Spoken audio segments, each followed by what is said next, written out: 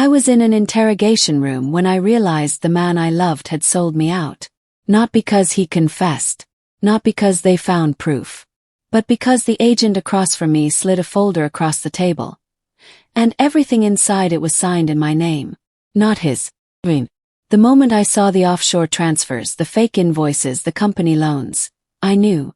He'd made me the fall girl. And he didn't even have the guts to look me in the eyes while doing it. My name is Lauren Hale. And I built a billion-dollar company with a man who made me believe in forever, while plotting to bury me alive. Let me start from the beginning. 3 years ago we weren't billionaires. Not yet. Just two overworked, over-caffeinated tech nerds in a rented office suite in Seattle. I handled the product development, the strategy, the vision. Tyler, he had charm. He talked investors out of millions with that disarming grin and a black turtleneck that screamed, "Next Steve Jobs." We were unstoppable. Or at least that's what I believed. He proposed to me after we closed our first major round of funding. Nothing fancy. Just us, rooftop, cheap champagne, and a ring he said was borrowed from the future. I didn't care. I loved him. I trusted him. And I thought we were in it together. We launched a data mining AI tool called MindTrace, designed to help companies predict consumer behavior with stunning accuracy. Within 6 months, we went viral in the B2B world. By year 2, we had government interest. But it was also around that time I noticed changes.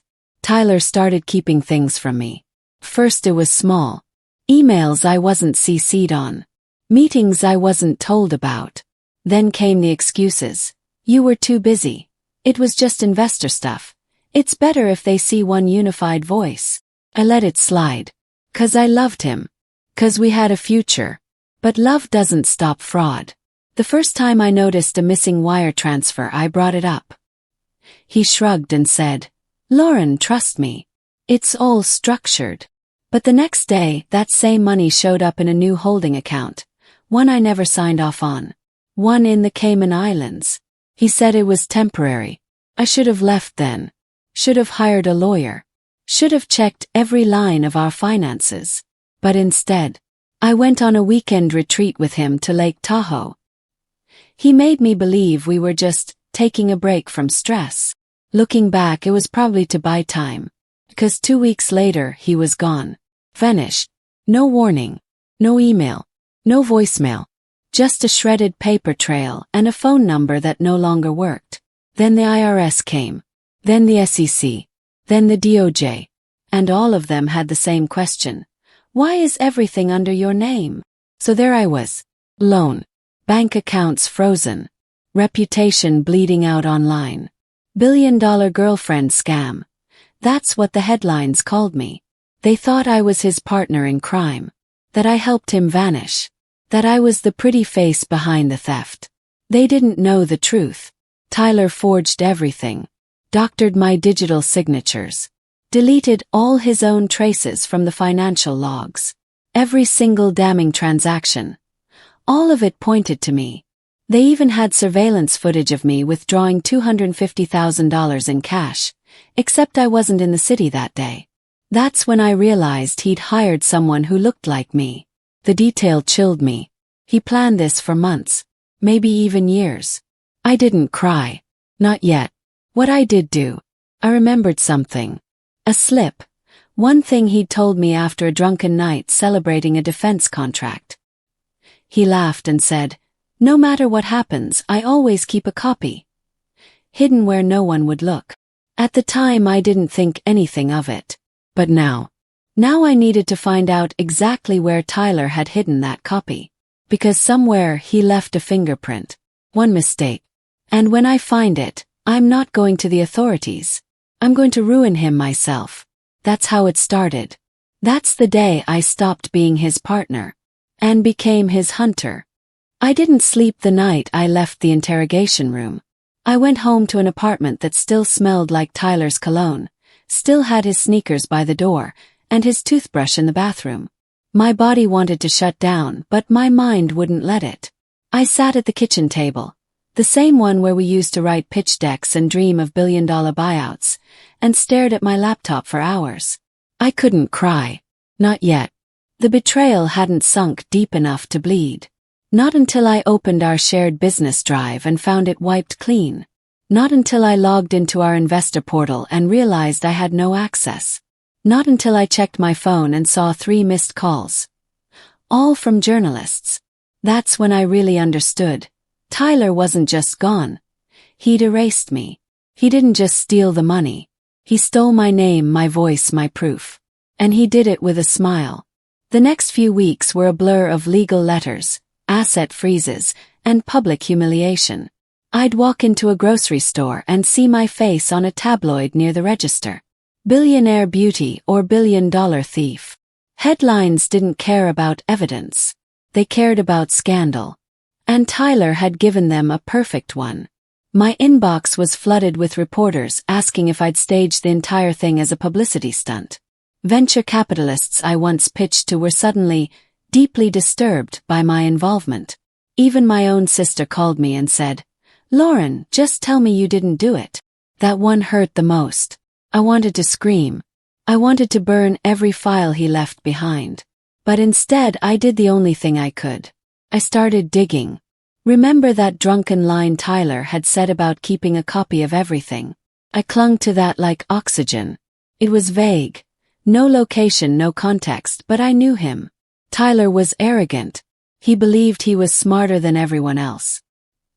He didn't erase the evidence because he thought he'd never need to. Because he assumed I'd fall apart. He underestimated me. I started with the backups. I'd once forced him to install a mirrored cloud system for our own security. He said it was overkill. "No one's going to hack us, Lauren." But I'd insisted. And now that paranoia was my salvation. I tried all our old passwords. None of them worked. Then I tried his childhood dog's name. Nothing. Then I remembered his favorite philosopher, Nietzsche. It worked. And there it was. A single folder. Entitled. Hidden in a drive that hadn't been accessed in 9 months. Inside spreadsheets, transaction logs, identity scans, contracts, forged, signed in my name, and offshore account numbers tied to his shell corporations. A digital paper trail that screamed, guilty. My hands trembled. Because this was it. This was the copy. The one he joked about. The one he thought I'd never find. For a split second I considered going straight to the FBI. Turning it all in. Clearing my name. Playing it safe. But then I remembered the way the agent looked at me. Like I was just another pretty CEO who got greedy. I remembered how my lawyer, the one I paid thousands for, told me, "It's better if we settle quietly." No one was coming to save me. I had to save myself.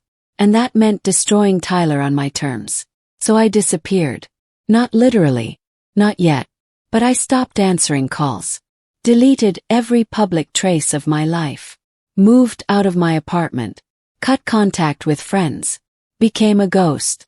Because revenge, real revenge, the kind that destroys a man's life the way he destroyed mine, that takes time and silence. I relocated to a short-term rental in Portland under a fake name. Used cash. Changed my number. Bought a burner phone. And I started researching everything. Not just Tyler. But his network. Because a man like him, slick, manipulative, good-looking, he didn't vanish alone. He had help. Lawyers. Bankers. Shell companies. People who knew how to clean dirty money. And if I could find them, could use them, or ruin them too. Took months. But I found one. Her name was Callie Dent. Financial analyst. Harvard grad. Very private. She'd worked at a boutique wealth management firm that catered to tech innovators. I only found her name once. Buried in the metadata of a PDF Tyler sent to an angel investor. A name he forgot to scrub. I waited outside her firm for 4 days before I finally saw her. Blonde. Designer heels. The kind of woman people underestimated. Just like me. She had no idea who I was. But I watched her. Followed her. I learned everything. Where she got coffee, who she called on her lunch break, where she parked her car. And one night, I intercepted her at a bookstore. Pretended to bump into her. Started a fake conversation about a book she picked up. And by the end of it, she gave me her number. She didn't recognize me. And that was the beginning of the plan. I know what you're thinking. Why not just confront Tyler? Because Tyler was slippery. But protected. If I came at him head-on, he'd run again. Or worse, frame me again. Had to be smart. So I built a new identity. Fake startup. Fake investors. A fake name, Emma Cross. I made it all look real. With a website, LinkedIn profiles, even fake articles about Emma's revolutionary AI tech. I used ChatGPT to write the blog posts. I used Fiverr to design the logo. And when I reached out to Callie Dent for financial consulting, she responded immediately. I set up a meeting in San Francisco, rented a boardroom, wore a $300 power suit I couldn't afford, and pitched her a story so good, so believable, that she asked if I needed offshore banking options. That's when I knew she was dirty. That's when I knew she helped Tyler launder the stolen billions. And that's when I started recording. This wasn't just about justice anymore. This was about control. He tried to bury me. Now I was going to bury him, with a smile. And this time I was going to disappear when it was over. When Callie Dent emailed me the offshore structures she recommended for Emma Cross's fake startup, I didn't open the files right away. I just stared at them. PDFs, spreadsheets, flow charts, they look so clean, so harmless. But I knew better. I'd seen these exact diagrams before, with different logos, different names. Only now I knew what they really were. Money laundering tunnels dressed up as corporate strategy. And Callie, she didn't just help Tyler. She built the pipeline that made him untouchable. I looked at her LinkedIn again. Harvard Goldman Sachs boutique firm in Palo Alto. Her network was powerful, private, and totally compromised. If I played this wrong, she could ruin me again. But if I played it right, she'd lead me straight to Tyler. Our next meeting was in her high-rise office in downtown San Francisco. Everything about the place screamed wealth.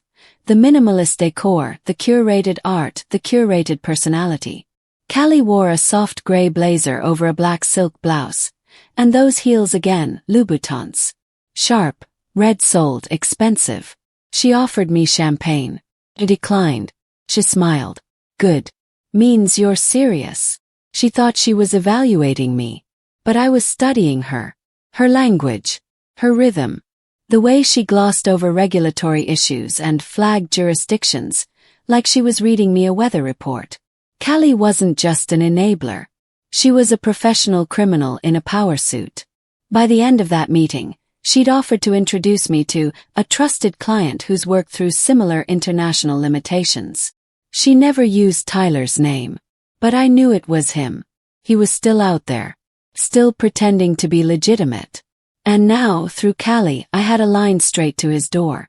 That night, I went back to my rental apartment and watched the encrypted recordings I'd made. One of our meetings, one of her explaining how to mask investments across multiple tax havens. I backed them up in 3 places. Cloud, hard drive, and an encrypted flash drive I kept inside a hollowed-out copy of The Count of Monte Cristo. Because revenge literature was starting to feel instructional. The first time I saw him again, it wasn't in person. It was over video. Callie invited me to a discreet Zoom with her contact. I clicked the link in a coffee shop Wi-Fi network so it couldn't be traced back to me. I wore a wig, glasses, and used voice modulation. The screen loaded. And there he was. Taylor. Smiling. Same black turtleneck. Same calm, confident voice. Emma, I've heard very good things, he said. I smiled back like I didn't know he was the reason I'd lost everything. Like I didn't know he forged my signature on 23 different documents. Like I hadn't once loved him so deeply I was willing to share every password I ever created. He didn't recognize me. Not even for a second. And that was the hardest part. Not because it hurt. But because it confirmed how little I'd ever meant to him. He asked me what I needed. I said, security. He said, I specialize in security. I pretended to be impressed. He offered to route my capital through what he called strategic decentralization vehicles.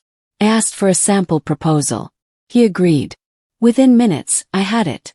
A plan nearly identical to the one he used to rob me blind. Only this time I was recording everything. Over the next few weeks, I became Emma Cross full-time. Every day I built her deeper. I rented a shared workspace in Berkeley under her name. Created mock demos of her AI startup.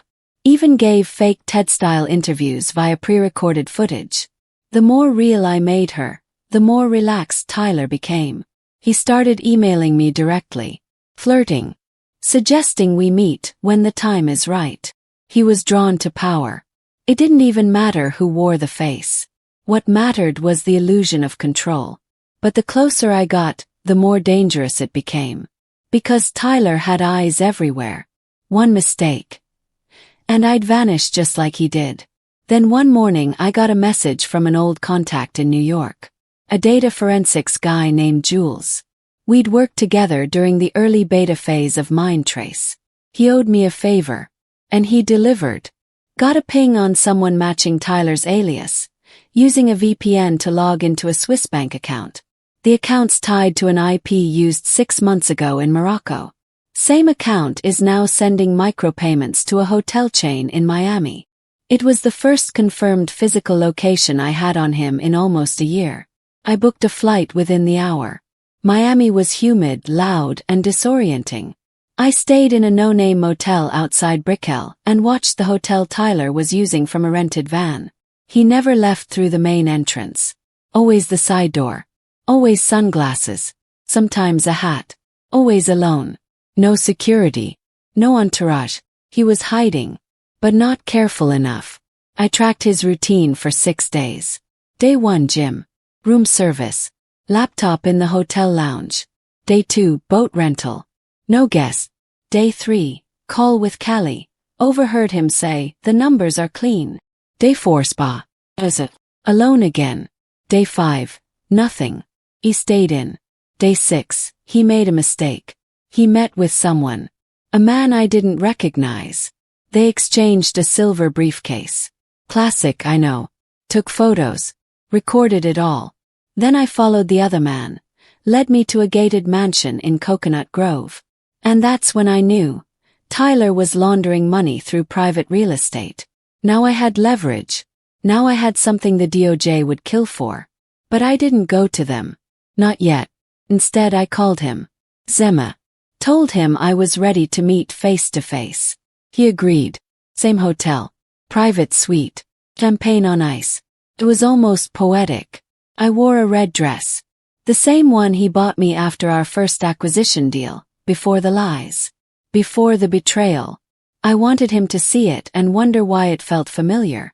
I wanted to see that flicker of discomfort. But when he opened the door, he didn't react at all.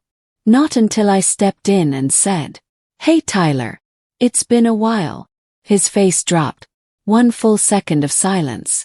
Then, "Lauren." And before he could slam the door, I stepped inside. "I wouldn't do that," I said, holding up the flash drive. "I have everything. Every document. Every deal. Every wire transfer." He was pale. Speechless. For the first time, afraid. I didn't shout. Didn't cry. I just smiled. "Let's talk." Tyler stood frozen. His hand still half on the doorknob, like he wasn't sure if he should run or laugh. But he didn't do either. His eyes scanned me like a scanner trying to read a barcode that no longer existed. I wasn't the Lauren he knew. I could see that on his face. What are you doing here?" I stepped in fully, letting the door close behind me. The click of the latch echoed through the room. "Don't worry, Tyler. I'm not here to kill you." He swallowed, still stunned. "Then what is this?" "This," I said calmly, pulling out a chair and sitting down, "is an opportunity." He didn't sit. He didn't blink either. "You look good," I added, because I knew it would unnerve him more than silence. "Miami suits your ego." He cracked a weak smile. "You've lost your mind." "No. I just found the part of it you tried to steal." I reached into my bag and pulled out the flash drive. I held it between 2 fingers like a cigarette. "On here is everything I need to take you down. Wire transfers. shell corporations, that hotel bribe in Lisbon, the mansion deal in Morocco. You got lazy, Tyler. Or maybe you thought I was too broken to look. He finally sat, slowly, like gravity was pulling him back into the mess he made. You're bluffing. Then call Callie. Tell her I was Emma Cross. His face cracked. Just for a second. He leaned in. Yeah. That's what I thought. I let the silence stretch. He was good at deception. But not good enough to hide fear from me. I'd loved him once. I'd memorized the muscles in his face like a second language. I knew the twitch of his jaw when he was cornered. And right now, he was clenching. He poured himself a glass of the champagne he'd set out for Emma, took a slow sip. Okay, he said finally. You've got leverage. What do you want? And that was my cue. I want to destroy you, I said. He flinched. But not just legally. Not just finding money. You give me access to every account I don't already know about. In return, I let you vanish. No press. No feds. No cell block. Tyler laughed, short and sharp. You think I'd ever agree to that? I stood and walked toward the window. The skyline shimmered, glass and lies. You don't have a choice, I said without turning. Because I'm not the only one watching you anymore. He froze again. I turned to look at him. You've made enemies, Tyler. Not just me. The man you handed that briefcase to last week. Followed him. I know what's in that mansion. I know who owns it. And guess what? They're not interested in your retirement plan. I took out my phone and pressed play. A recording, Tyler's voice clear as glass. The numbers are clean. We moved the last 40 through Spain. They don't suspect anything. He stared at the phone like it was a ticking bomb. I have hours of this, I said. Enough to bury you in 3 countries. And if I go down, so do you.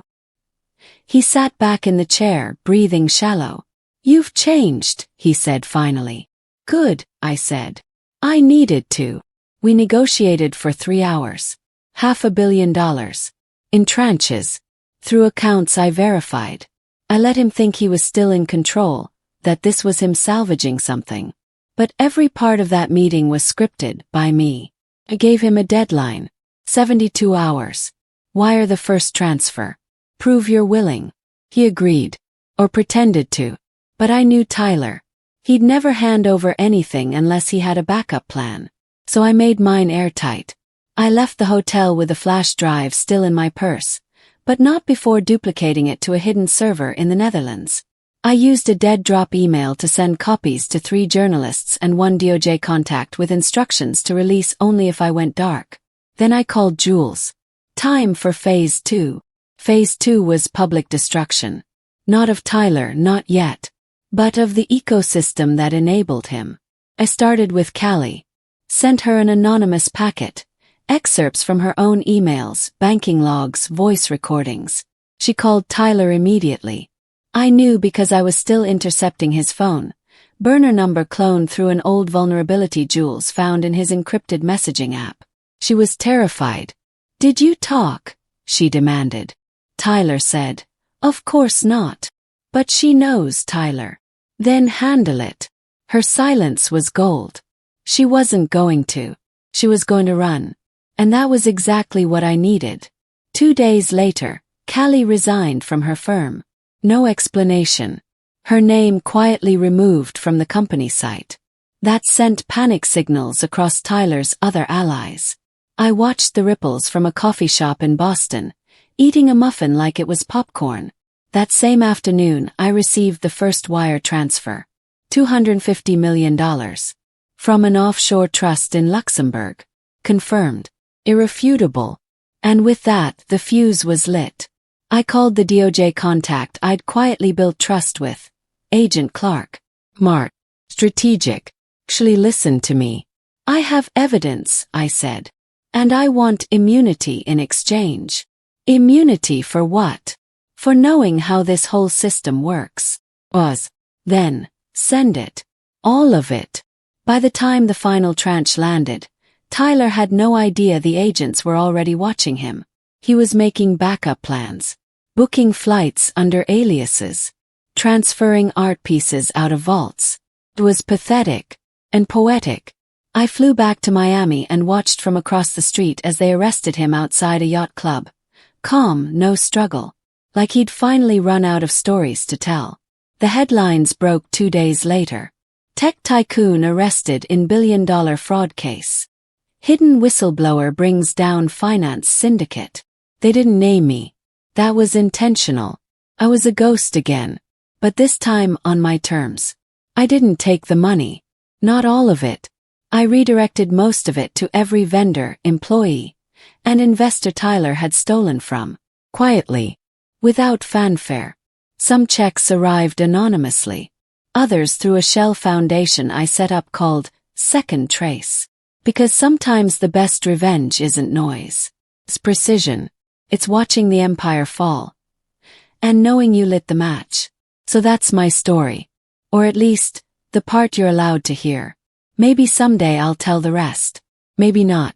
But if you're still listening and you've ever been betrayed, in business, in love, in war, just know this.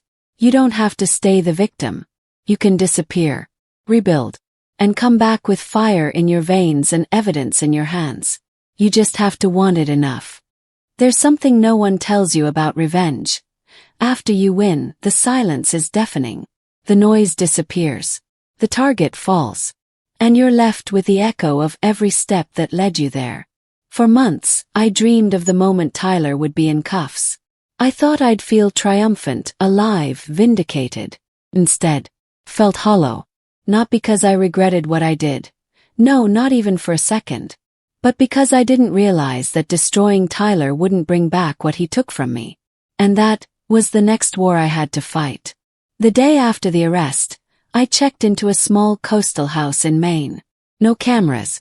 No headlines. Just me, fog, ocean air, and a cell phone that only 3 people had the number to. Jules was one of them. "You good?" she texted me. I stared at the message for a minute before replying. "I don't know." I spent the next few weeks doing things I hadn't done in years. Cooking, reading, sleeping without fear. Should have felt like peace. But the truth was, I didn't know who I was without the rage. The Lauren Hale who built Mindtrace was gone. So was the woman Tyler betrayed. The one who clawed her way through data leaks and anonymous threats and high-stakes negotiation. Now I was just a woman alone on a porch with too much time and too many ghosts. But ghosts can be useful too. Started with a message. Not a call. Not a knock. Just a single email from an address I didn't recognize. Subject: "You're not the only one he hurt." No text. Just an attachment. Encrypted. I ran it through my decryption tool. One Jules and I built ourselves during the Mindtrace days. Cracked in under a minute. What opened was a spreadsheet. Thousands of rows. Amounts. Locations. Payouts. Vibe. Corporate sabotage. And on page 16 my name. Next to a 7-figure amount. A supposed bonus Tyler had issued to me through a dummy company I'd never heard of. Used it to justify a false internal audit report filed with a European bank. My stomach dropped. Even in his downfall. His rot was deeper than I knew. The next day, Jules flew in. "You're not done," she said, not even waiting to sit. This wasn't just Tyler. "Look." She slid a folder onto the table. It was filled with printouts from the leaked spreadsheet. But she'd circled names. Cross-referenced companies. Created a web. Tyler wasn't just stealing. He was laundering money for bigger players. People who'd now seen him as a liability. People who knew I was the one who brought him down. I wasn't free. I was a loose end. "You have 2 options," Jules said. "Disappear. For good. Or go after the rest." I looked at her, and for the first time in weeks, I felt something like purpose. "I'm not running," I said. We called it Phase 3. Not revenge. Justice. The kind that unravels from the top, not just the face on the magazine cover. Our first target was a man named Vincent Decker, private equity magnate, on 3 boards of companies tied to Mindtrace through strategic consulting fees. He also happened to own a cybersecurity firm that mysteriously got a government contract right after Tyler's fake Lisbon transfer. Coincidence? Well, we found emails, phone calls, fake invoices from a Shell LLC in Panama. But that wasn't enough. So I did something dangerous. I met with him. I wore a wig, different name, fake accent. Told him I was looking to expand data capability and wanted to discuss partnerships. He smiled the way all predators do, with expensive teeth and a hand too eager to shake mine. Over drinks I let him brag. Men like Decker can't help it. And in the middle of his ego trip he said, "Your tech reminds me of that mine trace system before it went down. Real shame what happened to the woman who ran it." I tilted my glass. Wasn't she involved in something shady? He laughed. "No one gets to the top clean." Smiled. "Good to know." I had it on tape. Jules scrubbed the audio. We enhanced the background noise. Cross-referenced the location with his calendar, his assistant's notes. All leaked from a source inside his office. 3 weeks later, he was indicted on charges of wire fraud and international bribery. That wasn't even the satisfying part. The satisfying part was watching his firm's stocks tank 62% overnight. One down. More to go. I was building a reputation in the shadows. Whispers of a woman who doesn't show her face but dismantles corruption like clockwork. I never confirmed it. Never denied it. Some journalists called me the Hale Ghost. Others thought I was dead. That was fine. Dead women don't get hunted. Then one night I received a package. No return address. Inside, a single USB drive. No note. No explanation. Just one file, a video clip. I hit play. Taylor. Sitting in an interrogation room. Sweaty. Angry. And saying my name. "They think she's clean," he said. But she knew more than anyone. She was smarter than all of us. She played me too. He smiled, that arrogant, broken smirk. "She's still out there. And if you don't find her, she'll burn the rest of you." I leaned back in the chair. So he'd flipped. Not on me. On them. But he'd dropped my name. That was a mistake. 'Cause it meant my timeline just got shorter. And the war got wider. Jules and I activated a final layer we'd only theorized about. Project Sable. A blackout protocol. Wipe all traces. Burners only. Travel by proxy. We built a dummy Lauren Hale, one that moved between Singapore and Zurich while I stayed completely offline. Our IPs were bounced through 12 countries. Our data encrypted with two-factor systems and biometric keys. They wouldn't find me. But I'd find them. The final name on our list was Gregory Thorne. He was the quiet one. No headlines. No scandals. Just a venture capitalist with a clean record and dirty fingers in everything. He was Tyler's original sponsor.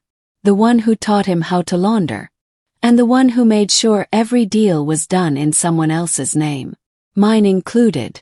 It took us 2 months to penetrate his digital fortress. But when we did, it was beautiful. I watched a video of him laughing at a private gala. 2 women on each arm. Behind him in the background my face. Photo. On the wall. Framed. He kept it like a trophy. That was when I knew. This wasn't just business. It was personal for them too. And they never thought I'd survive long enough to fight back. But I'm still here. Still writing. Still building the storm they thought they'd escape. And I've only just begun. There's a moment just before everything explodes, where the world goes completely still. That was where I lived now, in that hush before impact. Gregory Thorne had my face in a frame. I couldn't decide whether it was meant as a warning or a tribute. Either way, it made everything personal. And if he wanted to remember me that badly, I'd give him something unforgettable.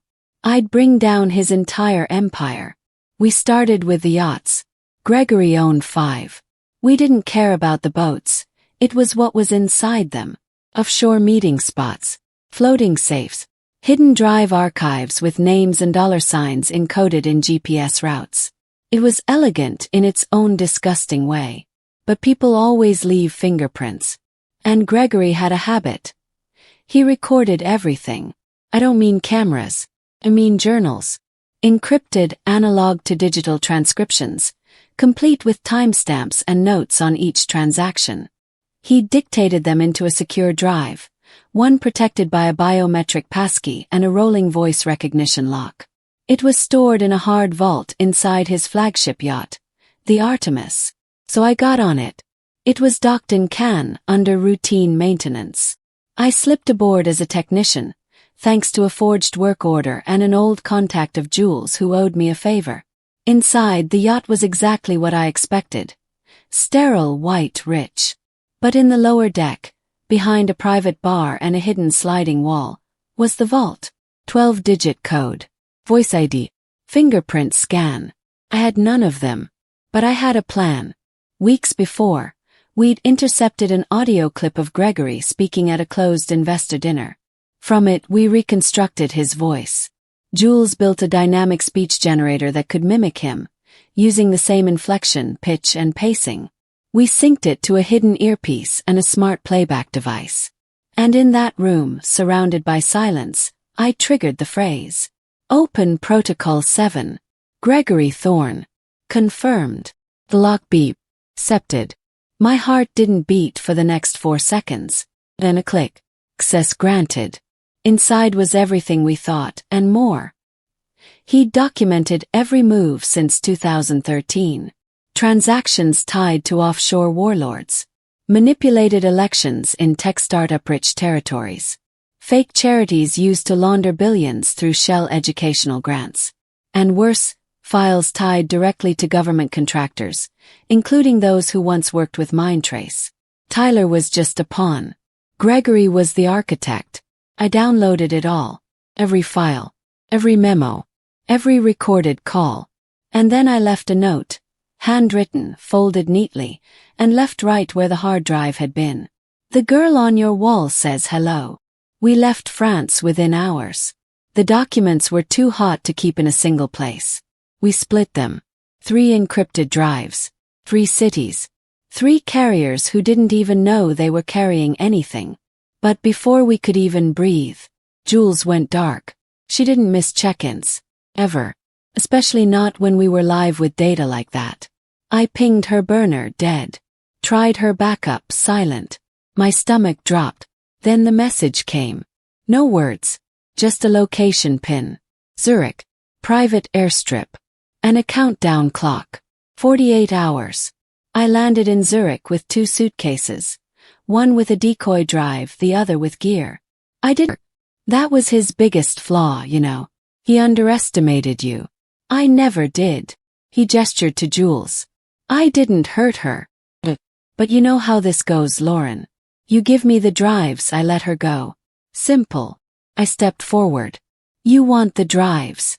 Fine. I opened the decoy suitcase. Inside a drive. Real casing. Real weight. But blank. He nodded to his man. Scan it. The tech moved to a laptop, plugged it in. It booted a single screen. Countdown. Wait. Pull it. Even. Too late. System breach. Data purge initiated. Camera streaming live. Location. Hangar 12. Transmitting to. Redacted.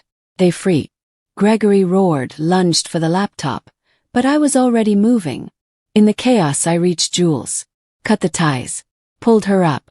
We sprinted for the exit as alarms blared. Gunshots followed. 2, maybe 3. One clipped my shoulder, but I didn't stop. Jules opened the exit gate with a stolen keycard. Outside our ride. A black sedan with a driver already briefed. We vanished into the Alps. We spent the next 72 hours underground. Literally. An old Cold War shelter.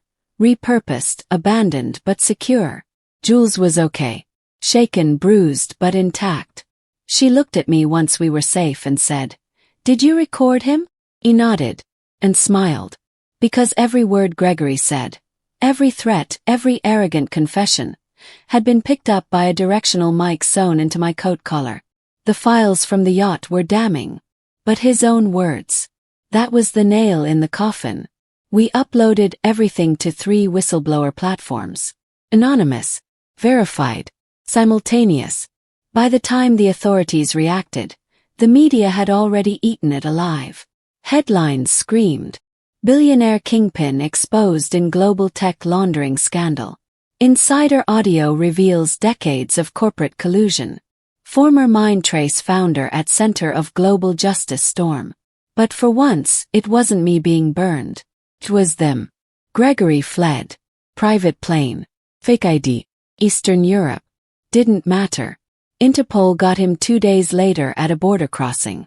He was trying to pay off a guard with a watch worth $80,000. They took it. Then they took him. Jules and I watched the footage of his arrest on a cracked laptop in a Swiss mountain cafe. We didn't cheer. We just sat. She looked at me. "Is this it?" I stared at the screen. "No," I said. "It's not over." Because Tyler was still alive. Still breathing somewhere in federal custody. Still talking. And I had one final thing to do. I had seen him in photos, court sketches, blurry security footage. But nothing prepared me for the real thing. Tyler Ashcroft, the man who stole my company, my future, and almost my life, looked nothing like the golden boy I remembered. He was thinner, hollow-eyed, wearing a suit 2 sizes too big, like he'd been shrunk inside a prison cell.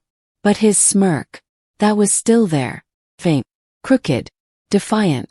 The guard gestured to the table in the visitor room. "You've got 10 minutes. Sat." Tyler sat.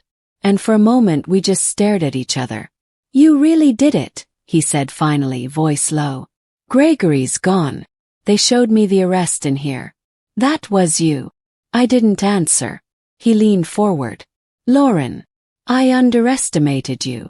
He said it like it was a compliment. Kept my voice level. "You didn't underestimate me. You just forgot I was watching." He chuckled. "You always were dangerous when you were quiet." "Let's talk," I said. "Because we both know the clock's ticking." Tyler's eyes narrowed. I slid a flash drive across the table. "This is everything the FBI thinks you don't know they have." He didn't touch it. Just looked at it, then me. "Why bring it?" "Because I want something." A week ago, after Gregory's arrest, the Justice Department launched a massive cleanup. They were peeling back layers of corruption that stretched into defense, data, and international finance. Tyler was part of it, but not the mastermind. And they knew it. That made him valuable, but not protected. He'd cut a deal, of course. Gave them some names, some logs. Probably enough to shave years off his sentence. But I knew Tyler, he never gave away everything. He kept leverage. Final card. I wanted it. He leaned back. "What do you want from me, Lauren?" "I want the key." He blinked, then laughed.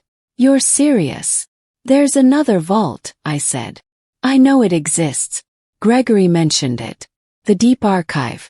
The one with the backups and failsafes." Tyler's smirk faded. "That vault is a myth. No one has ever found it. But you know where it is." He stared at me for a long time. Then, "Why?" "You already won." I leaned in. "Because you don't just win by surviving. You win by erasing the weapon. Burning the playbook. Making sure no one can ever do what you two did, ever again." His face went still.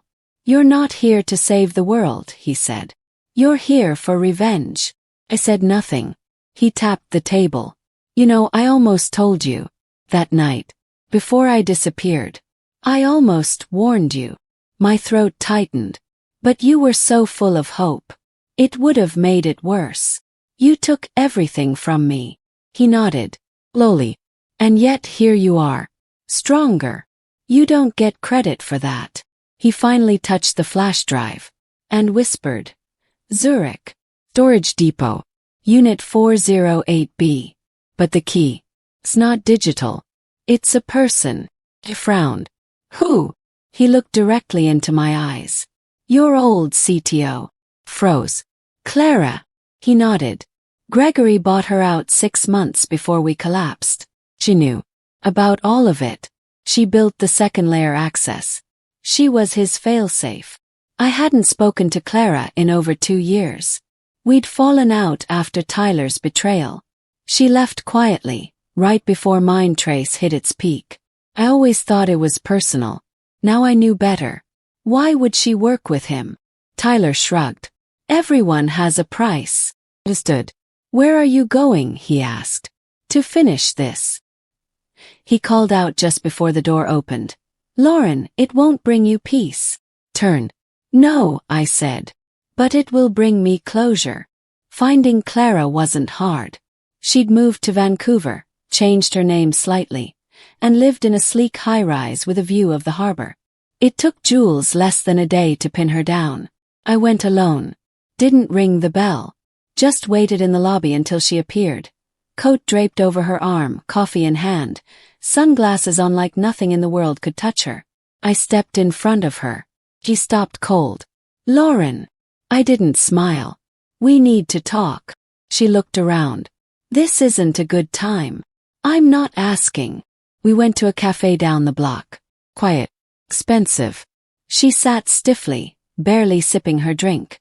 I know everything, I said. Gregory. The secondary vault. Your role. She didn't deny it. I built the encryption, she said. But I didn't know the full scope. Not at first. When I found out. Panic. I thought leaving was the safest choice. You let me take the fall. I didn't know he'd frame you. I leaned forward. But you knew he was stealing. You knew he was building a backdoor through my company. She looked down. I didn't know how to stop him. You could have told me. She flinched. I placed a document in front of her. The FBI already has this.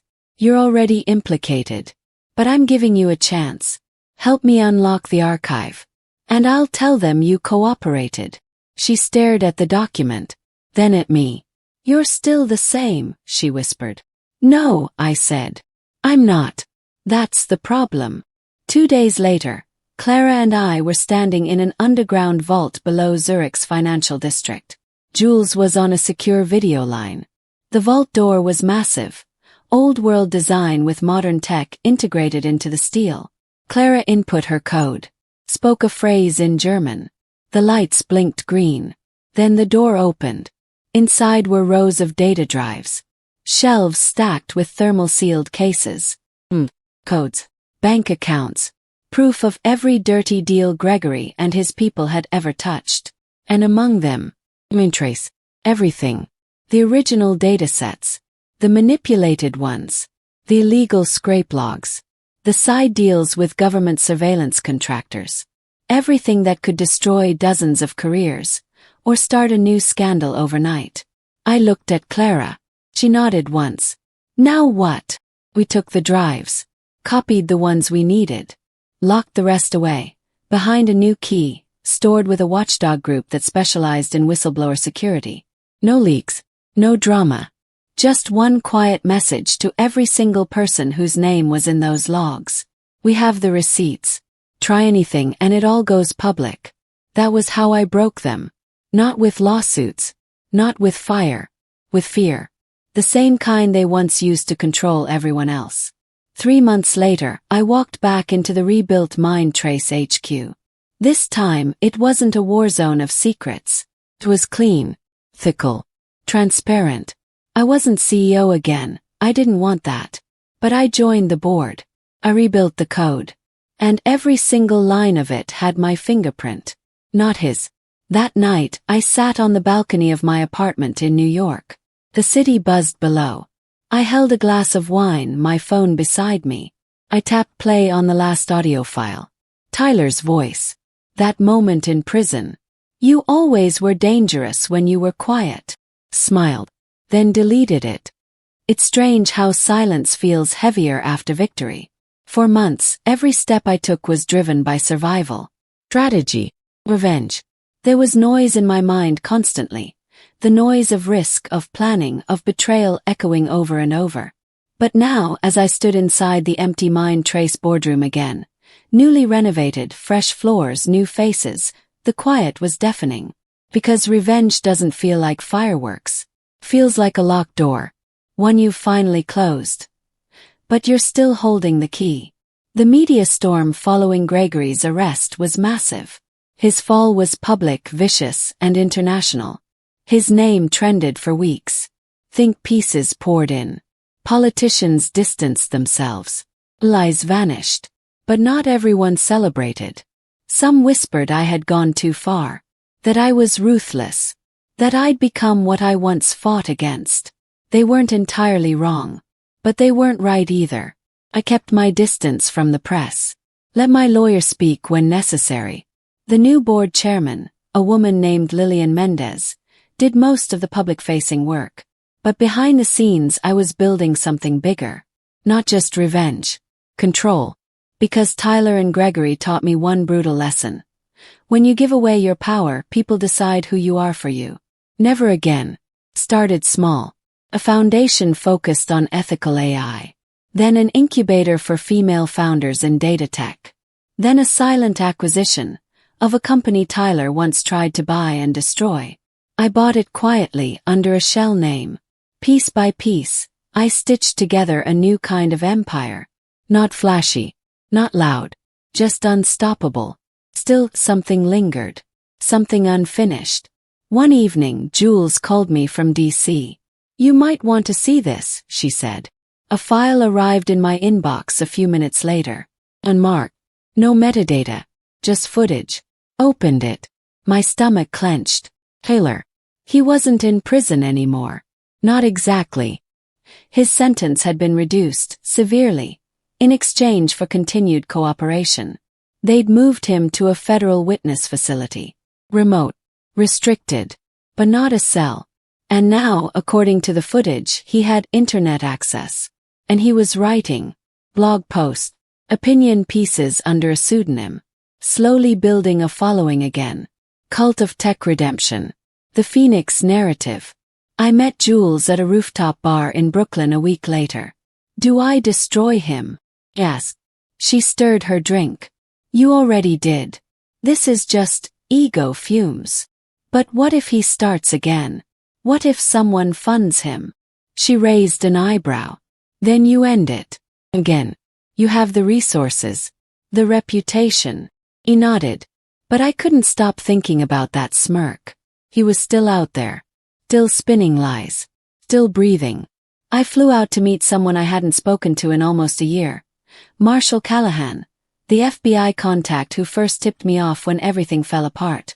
He looked older. Tired. But his eyes were still sharp. "You're not here to relive it, are you?" he said as we sat in a diner off a highway exit in Virginia. "No," I said. "I'm here to ask if he's still protected." Marshall paused, then nodded. "He gave us a lot, Lauren. He's still giving us pieces. Small ones. We're watching him."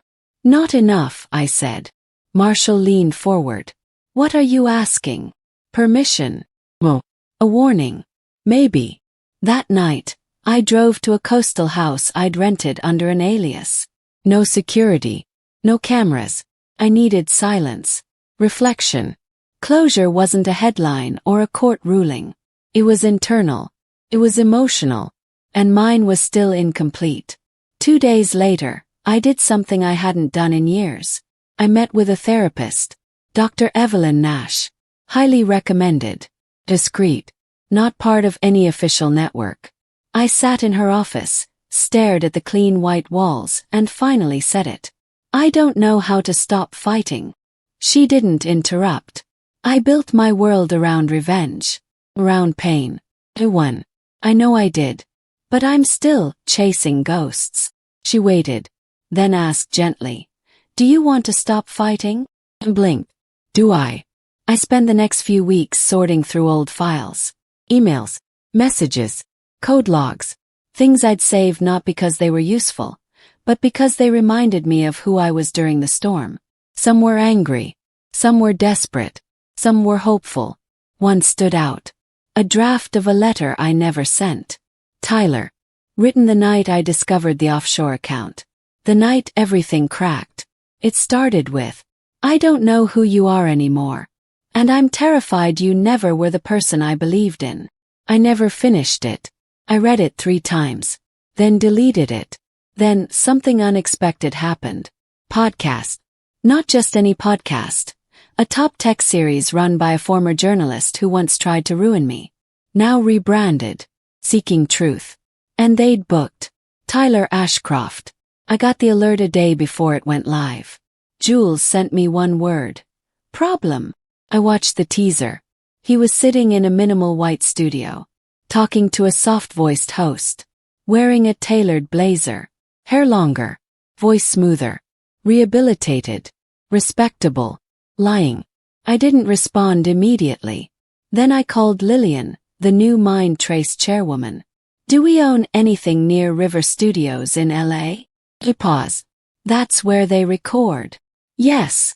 We do own something close. Great, I said. Let's remind the world who Tyler really is. The day the podcast episode dropped, our legal team issued a cease and desist. Not to silence him, but to flag the slander he used when describing me. That same morning I leaked one document. Just one. An old video. Internal meeting footage of Tyler pitching Gregory a backdoor into client data, using Mindtrace architecture. The audio was crystal clear. The expressions undeniable. It went viral. Millions of views in hours. #AshcroftLies began trending. His publisher pulled his upcoming book. The podcast host issued a statement distancing herself. And Tyler vanished again. But this time I didn't feel the same thrill. I just felt tired. Jules called me that evening. Did it help? I don't know, I admitted. I think you're looking for something revenge can't give. What then? Maybe it's time you start telling your own story. That night, I opened a blank document. Typed the title. Blueprint of a Fall. How I Survived the Perfect Betrayal. Not for publishing. Not yet. Just for me. The words flowed faster than I expected. Not just facts. Feelings. Genes. Lessons. I didn't write to attack. I wrote to remember. Because if I didn't own my story, someone else always would. I used to think closure came the moment you brought someone to their knees. That it would feel like a victory lap, like fireworks lighting up the sky after the war. But the truth is, closure isn't loud. Doesn't come with applause. It doesn't come from watching the person who destroyed you fall. Comes when you finally stop needing to see them fall to feel free. Comes in the silence.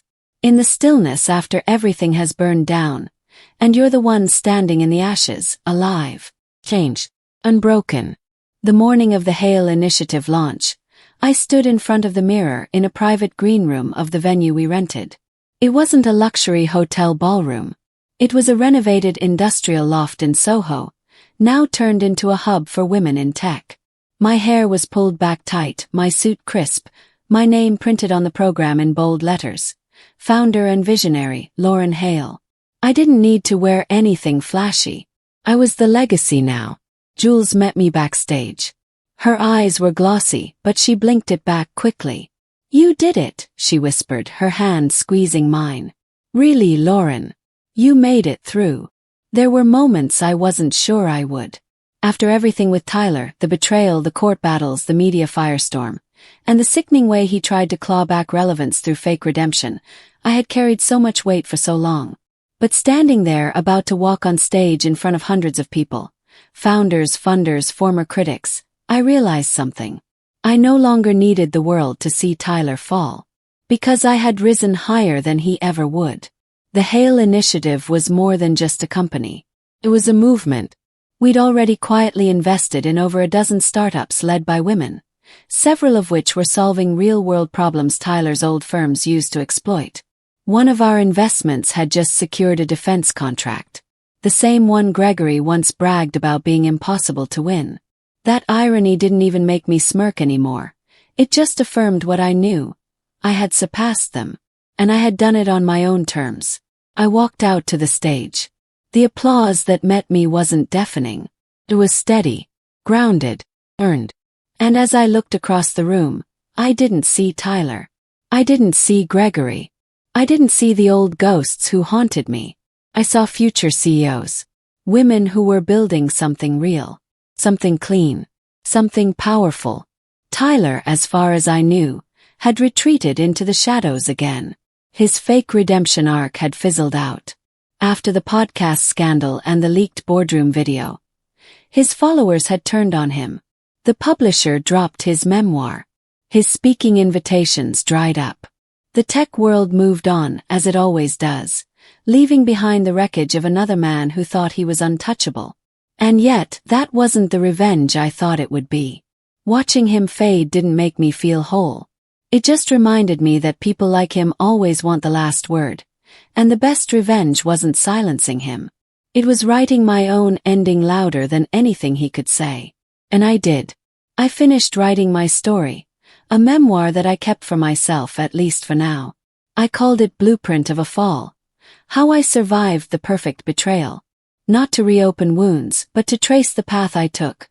From the day I gave my heart and my business to the wrong man, to the day I reclaimed both.